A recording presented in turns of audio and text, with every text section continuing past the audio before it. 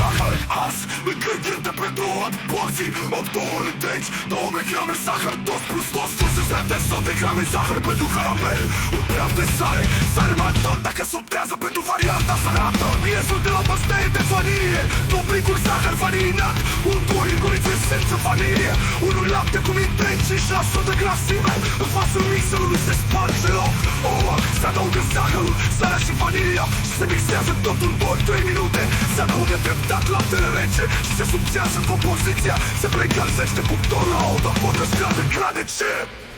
se pune zahărul pentru caramel în gratița metalică cu coadă aici se adaugă și sarea altul dacă subtează pentru varianta mai sărată gramelul și se așează pe pita la dreapta șase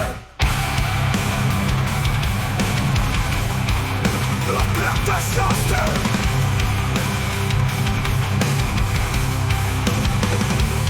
se supraveghează, se mișcă oala din când în când și când zahărul este aproape topit se amestecă pentru o topire uniformă zahărul trebuie să devină mare roscat fără să se ardă când zahărul este topit înseamnă că este gata se trage gradița metalică deoparte și cu mănuși de bucătărie sau călători groase se toarnă în tavă și se înclină și se învârte astfel încât să îi se tapeteze pereții și fundul tavei cu acest caramel. Atenție! Dacă se lucrează pe tavă din sticlă se precălzește pe cuptorul prealabil dacă este ceva în cuptor sau cuptorul încins dacă nu este nimic la copt în cuptor pentru aproximativ 10-15 minute dacă turnăm caramelul în tava care este rece există riscul să se spargă crame tava deoarece caramelul este fierbinte și tava rece atenție maximă.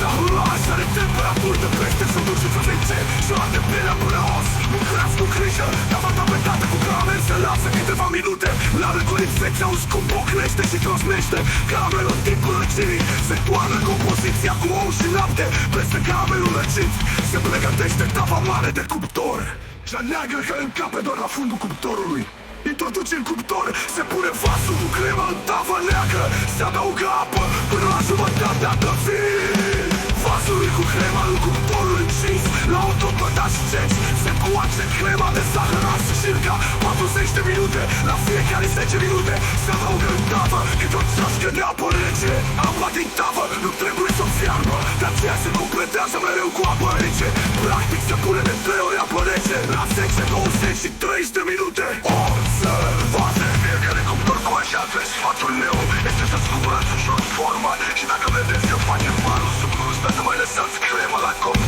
alte 15-20 de apă rece apa din tavă nu trebuie să fiarbă de aceea se completează mereu cu apă rece practic se pune de 3 ori apă rece la 10, 20 și 30 de minute după cum am observat eu la cuptorul ăsta durează cam 50-60 de minute tot copt se lasă la răcit la temperatura camerei după care se pune tava cu tot cu cremă în frigider și se lasă peste noapte la răcit tava trebuie să fie înfoliată cu folie de plastic.